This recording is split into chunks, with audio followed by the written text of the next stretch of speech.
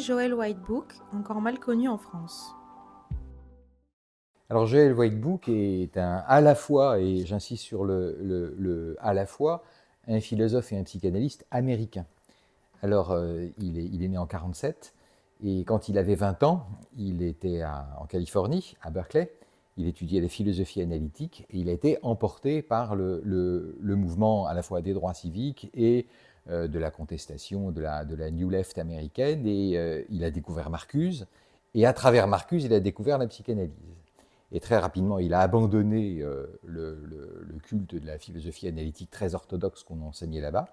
Il est venu à New York, à la New School for Social Research,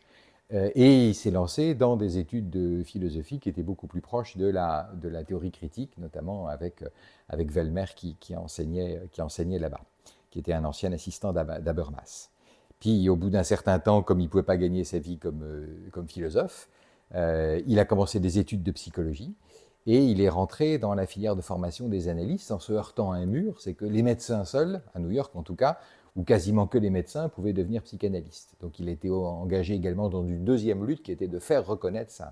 sa qualification de psychanalyste.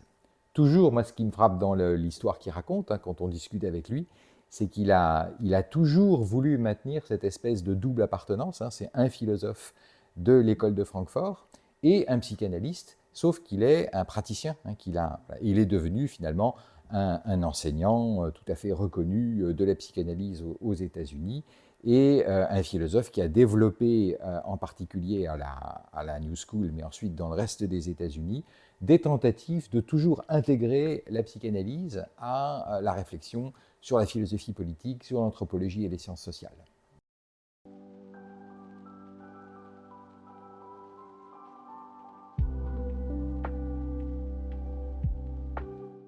Alors, l'originalité de cette biographie, c'est que ce n'est pas du tout une biographie exhaustive, c'est une biographie sélective. Et elle est sélective parce qu'elle a une intention théorique. En réalité, elle a deux intentions théoriques qui sont des principes de sélection, des choses sur lesquelles Freud a travaillé. La première, c'est une idée psychanalytique extrêmement originale, qui consiste à dire, contre les défenseurs de Freud très violemment attaqués au moment des Freud Wars aux États-Unis, que oui, il assumait intégralement le fait que, par exemple, le lien avec Fliss, le fameux lien de la correspondance avec Fliss, pouvait être qualifié de lien amoureux homosexuel. Il accepte toutes ces choses-là au lieu de tenter de défendre ou de protéger une icône freudienne. Sauf qu'il fait de l'invention de la psychanalyse et de la constitution des concepts fondamentaux de la psychanalyse une façon de répondre au drame personnel et au conflit personnel qui avait été induit par ces espèces de crises que traverse le jeune Freud au moment où il se marie, où il essaie de lancer sa carrière, où il est en butte notamment à l'antisémitisme qui prévaut dans les milieux médicaux de l'époque. Et l'idée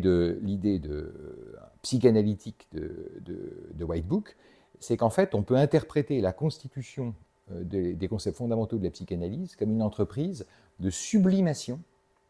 d'une énergie passionnelle, pulsionnelle extrêmement forte qui a abouti à ce que Freud rentre dans toutes sortes d'impasses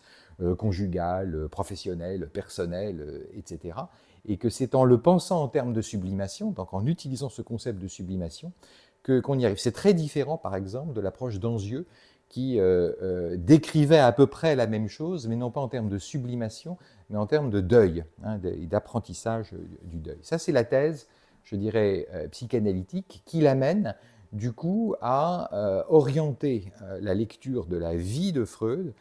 non seulement, bien sûr, du côté du père, ce qui est très connu, mais du côté de sa mère, et du côté du caractère extrêmement particulier qu'a sa mère, mais on reviendra là-dessus.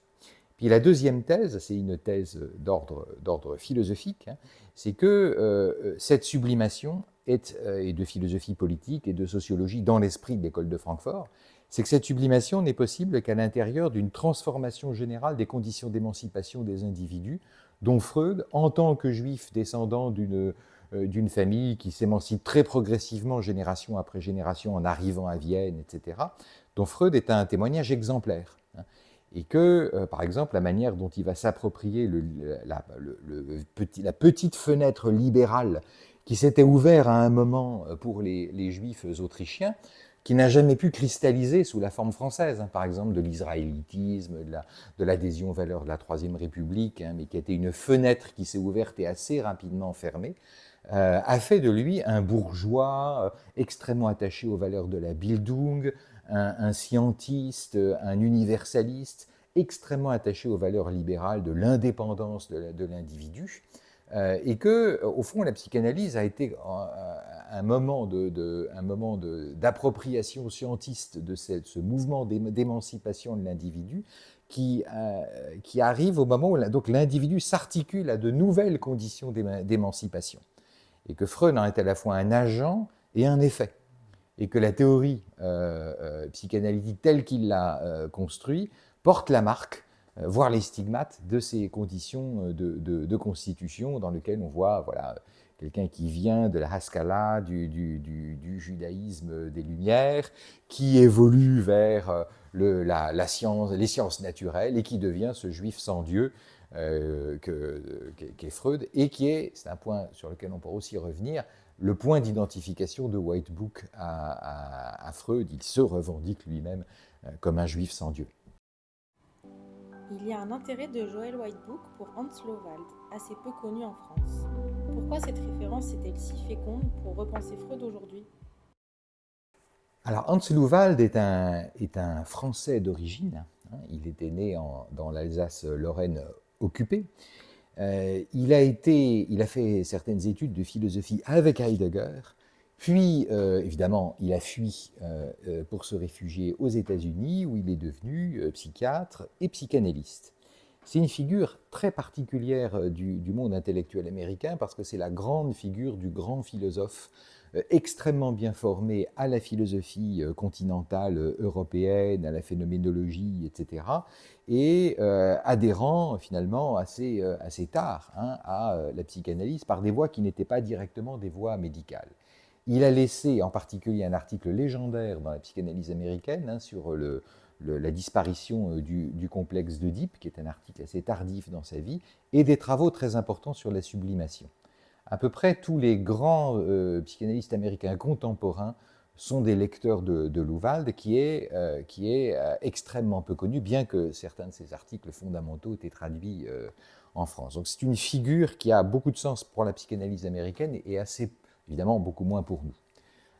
L'outil qu'il a mis à la disposition des psychanalystes américains, c'est une distinction entre un Freud officiel et un Freud non officiel. Le Freud officiel, c'est celui de l'anafreudisme orthodoxe new-yorkais, du complexe d'Oedipe, du père, etc. Le Freud non officiel, c'est les endroits découverts qu'il découvre et qu'il met en valeur chez Freud, où Freud s'intéresse au féminin, au maternel, au narcissique, et présente notamment dans sa correspondance, dans ses discussions avec d'autres psychanalystes, une autre figure beaucoup plus complexe qui a été rapprochée du nouveau, des nouvelles évolutions de la psychanalyse américaine vers la relation d'objet, l'intersubjectivisme, etc., les théories du narcissisme, un peu après. Alors pourquoi ça a évidemment marqué profondément White Book, comme tous les psychanalystes qui réfléchissent sur ces questions-là de façon pas simplement clinique, mais philosophique et sociologique, c'est parce que justement, il a montré que Freud était beaucoup plus complexe qu'on ne le croyait aux États-Unis officiellement. Et c'est là où ça se conjugue avec la théorie critique, c'est qu'en fait, le White Book a été en particulier embringué dans une polémique extrêmement importante avec Axel Honneth.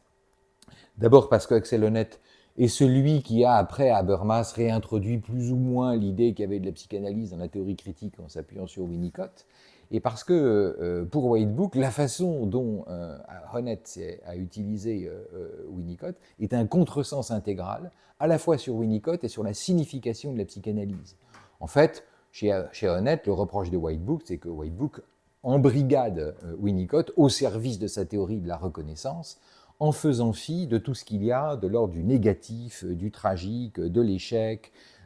et en particulier du drame que constitue l'insuffisance maternelle, qui est au cœur de la question et de l'interrogation clinique de Winnicott. Or, pour aborder toutes ces questions-là, et construire une continuité entre les nouvelles formes de psychanalyse qui s'intéressent au maternel, au féminin et Freud, Luwald a joué un rôle médiateur absolument central en montrant qu'il y avait déjà chez Freud des choses qui permettaient de faire le trait d'union entre le Freud orthodoxe et le Freud dit de la relation d'objet, du rapport à la mère, de Winnicott, etc. Pouvez-vous expliciter en quoi l'Oedipe privé de Freud, tel que vous l'évoquez, éclaire la fonction de la psychanalyse dans la modernité et ce que cela révèle du projet biographique de Joël Whitebook? Alors cette question me permet de dire pourquoi ce travail, qui est un travail collectif, c'est un travail que j'ai fait avec des étudiants et de mon séminaire et des volontaires, s'inscrit en fait dans un programme de recherche qui doit beaucoup à un auteur que ne cite jamais Whitebook, qui est Norbert Elias. Et c'est pour ça qu'on l'a au LIERFIT soutenu et ça a beaucoup d'importance pour nous de travailler sur cet objet. Parce qu'en fait, le point du livre, c'est de savoir dans quelle mesure ce qui se passe pour Freud se généralise à la condition individuelle moderne, que vous soyez juif ou pas. Tout simplement se généralise parce que ça met en évidence les défis de l'émancipation des individus dans les sociétés modernes. Et que ça montre en particulier que le complexe d'Oedipe, ce concept central de la psychanalyse, ne peut pas être appréhendé en dehors d'un sentiment très fort des évolutions sociales, morales des sociétés modernes. Alors, ça m'oblige à rentrer un peu dans l'angle sous lequel moi j'ai été fasciné par le livre de Whitebook, où je pense qu'il a beaucoup plus d'importance encore que le simple fait d'être une biographie intellectuelle de Freud. C'est que quand on pense au complexe d'Oedipe, en fait, le complexe d'Oedipe, ça sert à répondre à 3 défis des individus dans les sociétés modernes. Le premier, c'est que la modernité, c'est le fait que les parents doivent consentir au fait, et les enfants doivent accéder à ceci, que lorsqu'ils deviennent des adultes, ils deviennent les égaux de leurs parents. Tuer le père, c'est tout simplement devenir symboliquement l'égal de son père ou de sa mère, ce qui pose des problèmes sur lesquels Freud a beaucoup moins insisté et qui sont au cœur de la biographie de Whitebook. La deuxième chose, c'est que comme il s'agit d'un fantasme, nous n'avons ni frère ni sœur. C'est-à-dire que chacun a son Oedipe et que aller au bout de son Oedipe, c'est perdre justement les frères et les sœurs, ce qui est la condition de possibilité, qui est quelque chose comme une fraternité ou une sororité, comme on dit. Puis le troisième enjeu du complexe d'Oedipe, c'est qu'il émerge dans des sociétés où, comme précisément personne ne nous dit quel est le bon objet d'amour ou quel est le bon objet sexuel, ça cause de l'angoisse. Il y a pas, les mariages ne sont pas prescrits, pour parler le vocabulaire des anthropologues, ça cause de l'angoisse. Et l'angoisse est liée à ceci, qu'en fait, ce qui va être trouvé bon dans l'objet repose exclusivement sur le désir des individus. C'est le désir des individus qui font que tel homme ou telle femme va être trouvé bon, voilà. Et non pas un idéal ou une structure sociale ou familiale préétablie. Et donc, évidemment, pour un juif venant d'un milieu traditionnel, extrêmement traditionnel, vraiment, et en plus où s'ajoute la pauvreté, l'éloignement, la marginalisation, l'antisémitisme, accéder en quelques générations à cette condition d'individu fait flamber toutes ces questions qui mettent en évidence la question des... Alors, ce que le livre de Whitebook permet de montrer, c'est qu'il y a une dimension qui a été évidemment tout à fait mise de côté par les propres refoulements de Freud, c'est celui de la dépressivité maternelle. C'est-à-dire qu'à partir du moment où l'égalisation des hommes et des conditions des hommes et des femmes en fait des partenaires égaux dans la constitution des familles, la condition mentale des femmes et des mères devient décisive. Et il insiste beaucoup sur le fait qu'il relie Freud à travers l'idée de la dépression maternelle et d'un texte d'André Green très connu qui s'appelle « La mère morte », qui montre que la réalisation de l'Oedipe idéal de la psychanalyse classique est entièrement médiée par la possibilité que les femmes et les mères puissent être suffisamment bonnes pour être capables de jouer à égalité leur rôle dans le fameux accomplissement ou succès de la résolution du complexe d'Oedipe. Et que donc, ce qui est ouvert comme dimension là, c'est un approfondissement de l'utilisation de l'Oedipe dans la psychanalyse pour penser comment, à travers l'évolution des formes de la famille et des contraintes pesant sur les individus pour s'émanciper, les femmes, et notamment les mères, deviennent des enjeux absolument centraux et prennent toute leur place dans la question de l'accès à l'émancipation, passant par le féminin et le maternel.